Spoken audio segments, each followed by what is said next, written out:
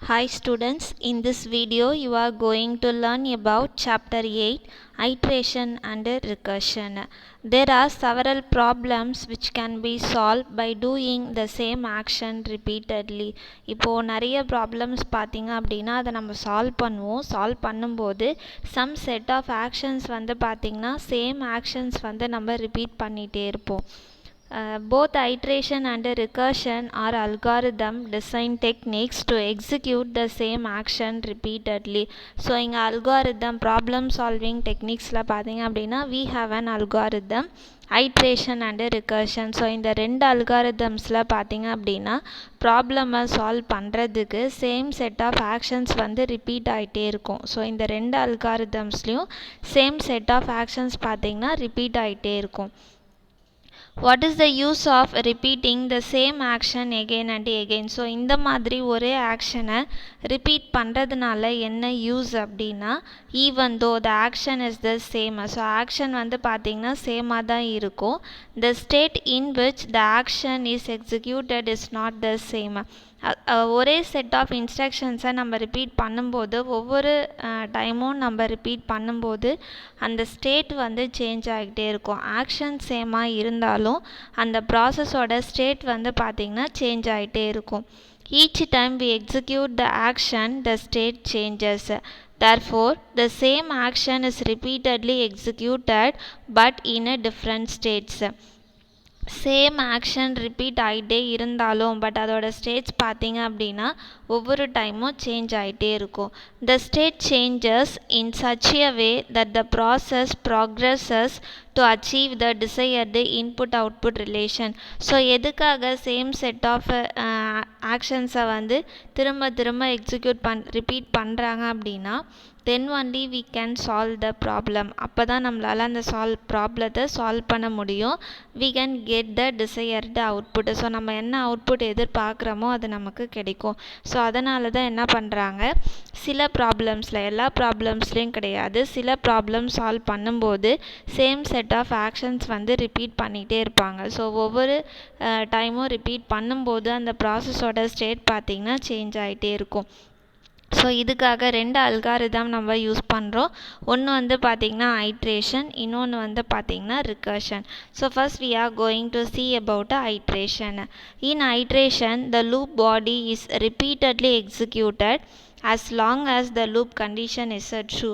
So ஐட்ரேஷனில் பார்த்திங்க அப்படின்னா நமக்கு கண்டிஷன் இருக்கும். ஸோ அந்த கண்டிஷனை பேஸ் பண்ணி தான் அந்த லூப், அதாவது லூப் அப்படின்னா some set of statements. So அது வந்து பார்த்திங்கன்னா ரிப்பீட் ஆகிட்டே இருக்கும். எது வரைக்கும் அப்படின்னா அந்த கண்டிஷன் ட்ரூவாக இருக்கிற வரைக்கும் அந்த செட் ஆஃப் ஸ்டேட்மெண்ட்ஸ், அதாவது லூப் பாடி வந்து ரிப்பீட் ஆகிட்டே இருக்கும். ஒன்ஸ் கண்டிஷன் வந்து ஃபால்ஸ் ஆகிடுச்சு அப்படின்னா அதோட ரிப்பீட் பண்ணுற அந்த ப்ராசஸை வந்து ஸ்டாப் பண்ணிடும். Each time the loop body is executed, the variables are updated. So ஒவ்வொரு டைமும் அந்த லூப் பாடி எக்ஸிக்யூட் ஆகும்போது அந்த லூப் பாடிக்குள்ளே நம்ம கொடுத்துருக்க வேரியபிள்ஸோட வேல்யூஸ் பார்த்திங்கன்னா சேஞ்ச் ஆகிட்டே இருக்கும். However, there is also a property of the variables which remains unchanged by the execution of the loop body. So அந்த வேரியபிள்ஸோட வேல்யூஸ் வந்து சேஞ்ச் ஆகிட்டே இருக்கும். ஆனால் அந்த வேரியபிள்ஸுக்குன்னு ஒரு ப்ராப்பர்ட்டி இருக்கும். அந்த ப்ராப்பர்ட்டி பார்த்திங்கன்னா சேஞ்ச் ஆகவே ஆகாது. ஸோ அதை தான் என்னன்னு சொல்கிறாங்க, லூப் இன்வேரியண்ட் அப்படின்னு சொல்கிறாங்க. Unchanging property is called the loop invariant. Loop invariant is the key to construct and to reason about iterative algorithms. So iterative algorithm develop பண்ணுறதுக்கு இந்த லூப் இன்வேரியன்ட்ன்றது வந்து ஒரு கீயாக இருக்குது அப்படின்னு சொல்கிறாங்க. Next we are going to see about recursion. Recursion is another algorithm design technique closely related to iteration but more powerful. So recursion பார்த்திங்கன்னா it is another algorithm design technique. So இது பார்த்திங்கன்னா iteration மாதிரியே தான், same தான், but iteration compare பண்ணும்போது recursion பார்த்திங்கன்னா more powerful. Using recursion, we solve a problem with a given input by solving the same problem with a part of the input. So ரிகர்ஷனில் பார்த்திங்க அப்படின்னா ஐட்ரேஷன் மாதிரி தான், சேம் செட் ஆஃப் ஸ்டேட்மெண்ட்ஸ் வந்து action வந்து repeat ஆகிட்டே இருக்கும். So இது ஐட்ரேஷனுக்கும் இதுக்கும் என்ன டிஃப்ரென்ஸ் அப்படின்னா, ரிகர்ஷனில் பார்த்திங்க அப்படின்னா இன்புட்டை அதாவது ஃபஸ்ட்டு ஆக்ஷனில் கிடைக்கிற இன்புட்டை செகண்ட் ஆக்ஷன்லேயே வந்து யூஸ் பண்ணுவாங்க.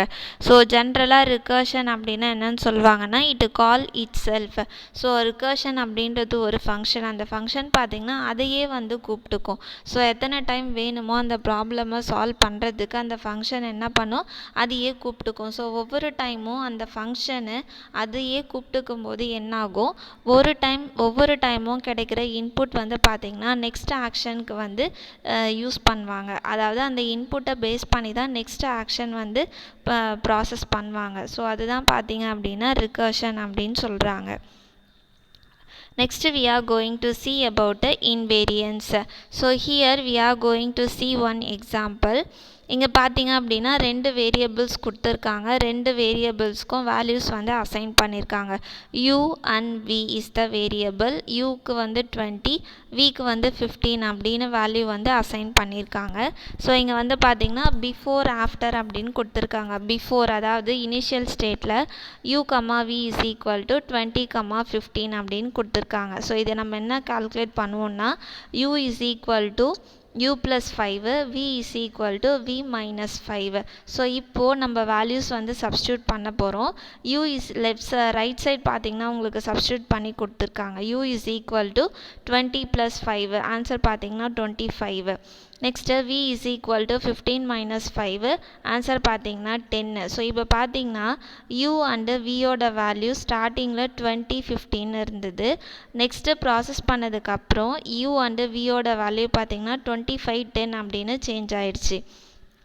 இப்போது அந்த வேரியபிள்ஸோட வேல்யூஸ் தான் சேஞ்ச் ஆகிருக்கு. பட் இந்த வேரியபிள்ஸ்க்கு ஒரு ப்ராப்பர்ட்டி இருக்கும் இல்லையா, ஸோ அது வந்து பார்த்திங்கன்னா சேஞ்ச் ஆகுதா இல்லையா அப்படின்னு பார்க்கலாம். இப்போ ப்ராப்பர்ட்டி என்ன அப்படின்னா u plus v. So u plus v அப்படின்றது தான் வந்து ஒரு ப்ராப்பர்ட்டி. ஸோ நம்ம என்ன பண்ணுறோம், யூக்கு வந்து பிஃபோர் அதாவது இனிஷியலில் என்ன வேல்யூ இருந்ததோ அதை வந்து சப்ஸ்டியூட் பண்ணுறோம். 20 + 15 நமக்கு 35 அப்படின்ற ஆன்சர் கிடைக்கிது. அதாவது u plus v is equal to 35.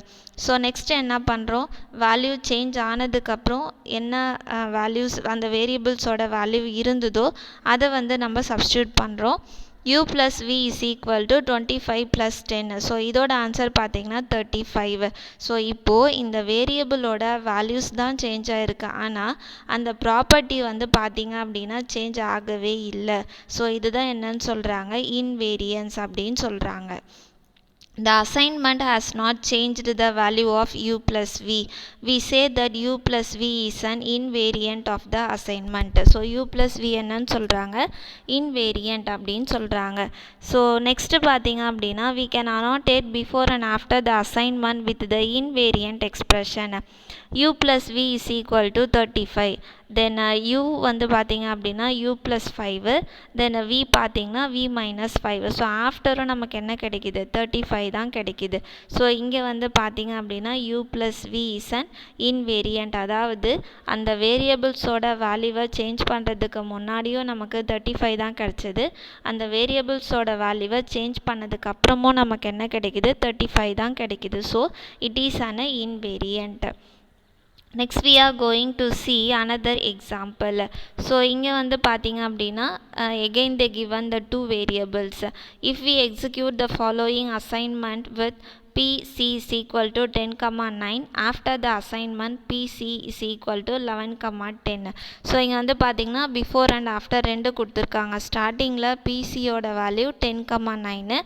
அதுக்கப்புறம் பார்த்தீங்க அப்படின்னா பிசியோட வேல்யூ 11, 10. ஸோ ஃபஸ்ட்டு பாருங்கள், பிக்கு வந்து p + 1 அப்படின்னு அசைன் பண்ணுறாங்க. Next c is equal to c + 1 அப்படின்னு அசைன் பண்ணுறாங்க. So we get as 11, 10. So இப்போ என்ன பண்ணுறாங்க, p மைனஸ் c. ஸோ பியையும் சியையும் வந்து மைனஸ் பண்ணுறாங்க. ஸோ நமக்கு ஆன்சர் 1 கிடைக்கிது. நெக்ஸ்ட் இது வந்து இனிஷியல் ஸ்டேட்டு. நெக்ஸ்ட்டு கேல்குலேட் பண்ணதுக்கப்புறம் அதாவது ப்ராசஸ் பண்ணதுக்கப்புறம் நமக்கு வேரியபிள்ஸோட வேல்யூஸ் வந்து சேஞ்ச் ஆகிருக்கு. So again we are using the property p minus c. So அப்பயும் பார்த்தீங்கன்னா நமக்கு ஆன்சர் 1 தான் கிடைக்கிது. So before and after p minus சியோட வேல்யூ வந்து சேஞ்ச் ஆகவே இல்லை. அதாவது p மைனஸ் சிக்கு வர ஆன்சர் வந்து பார்த்திங்கன்னா சேஞ்ச் ஆகவே இல்லை. So it is an invariant. p minus c is an invariant. In general, if an expression of the variables has the same value before and after an assignment, it is an invariant of the assignment.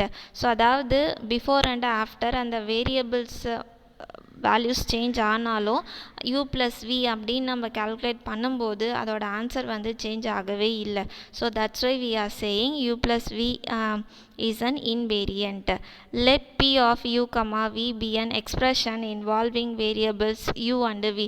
So இங்கே பார்த்தீங்க அப்படின்னா ஒரு function மாதிரி எழுதுகிறாங்க p of u comma v. So இங்கே யூக்கு வந்து பார்த்தீங்க அப்படின்னா e1 அப்படின்ற வேல்யூ கொடுக்குறாங்க, விக்கு பார்த்தீங்கன்னா e2 அப்படின்ற வேல்யூ கொடுக்குறாங்க. ஸோ இப்போ நம்ம அந்த வேல்யூஸ் வந்து சப்ஸ்டியூட் பண்ணோம். So p of e1 comma e2. So நமக்கு என்ன கிடைக்கும்? p of u comma v. So இங்கேயும் பார்த்தீங்க அப்படின்னா p of u comma v அப்படின்றது வந்து பார்த்தீங்கன்னா invariant of assignment அப்படின்னு சொல்கிறாங்க. Next we are going to see another example. Show that p minus c is an invariant of the assignment. So p minus c வந்து invariant அப்படின்னு சொல்லிட்டு நம்ம prove பண்ணணும்.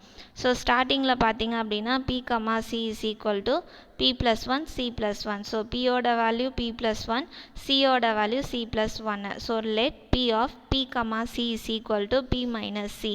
ஸோ இங்கே வந்து ஒரு ஃபங்க்ஷன் யூஸ் பண்ணுறாங்க p of p comma c is equal to p minus 1. So நம்ம வந்து இதை ப்ரூவ் பண்ணணும். ஃபஸ்ட்டு என்ன பண்ணுறோம்? p of p comma c எடுத்துக்கிறோம். இப்போது pக்கு வேல்யூவும் cக்கு வேல்யூவும் வந்து நம்ம சப்ஸ்டியூட் பண்ணுறோம். இங்கே பார்த்தீங்கன்னா p comma c is equal to p plus 1 c plus 1. Next p minus, so p of p comma c அதுக்கு என்ன நம்ம வேல்யூ கொடுத்துருக்கோம்? p minus c. ஸோ அதை வந்து நம்ம இங்கே சப்ஸ்டியூட் பண்ணுறோம். அதாவது p of p comma cக்கு பதிலாக நம்ம p minus c ரைட் பண்ணுறோம். ரைட் பண்ணிவிட்டு pக்கும் cக்கும் வேல்யூ வந்து நம்ம சப்ஸ்டியூட் பண்ணோம். சப்ஸ்டியூட் பண்ணுறோம் அப்படின்னா அந்த 1 பார்த்திங்கன்னா கேன்சல் ஆகிட்டு நமக்கு லாஸ்ட்டாக என்ன இருக்கும்? p minus c தான் கிடைக்கும். ஸோ p minus cக்கு என்ன வேல்யூ இருக்கு? p of p comma c. So இங்கே வந்து பார்த்தீங்க அப்படின்னா before and after we got the same answer. So p of p comma c is equal to p minus c is an invariant of the assignment. Next we are going to see another example. Consider two variables m and n. So இங்கே வந்து பார்த்தீங்கன்னா m n அப்படின்னு ரெண்டு variables இருக்குது. இங்கே expression என்ன அப்படின்னா m + 3n. So இது வந்து இன்வேரியண்ட்டா இல்லையா அப்படின்னு நம்ம வந்து ப்ரூவ் பண்ணணும். இது எப்படி எழுதுறாங்கன்னா p of m, n is equal to m plus 3n அப்படின்னு எழுதுறாங்க. ஸோ ஃபஸ்ட்டு ஸ்டெப் நம்ம என்ன செய்யணும்? p of m, n அப்படின்னு எழுதணும். ஸோ mோட வேல்யூ m plus 3, என்னோட value n minus 1. So p of m, n. So அதை நம்ம என்னன்னு ரைட் பண்ணியிருக்கோம்? m plus 3n. ஸோ அதை நம்ம இங்கே ரைட் பண்ணுறோம். எம்முக்கு வேல்யூ சப்ஸ்டியூட் பண்ணுறோம். நெக்ஸ்ட்டு என்னுக்கு வேல்யூ சப்ஸ்டியூட் பண்ணுறோம்.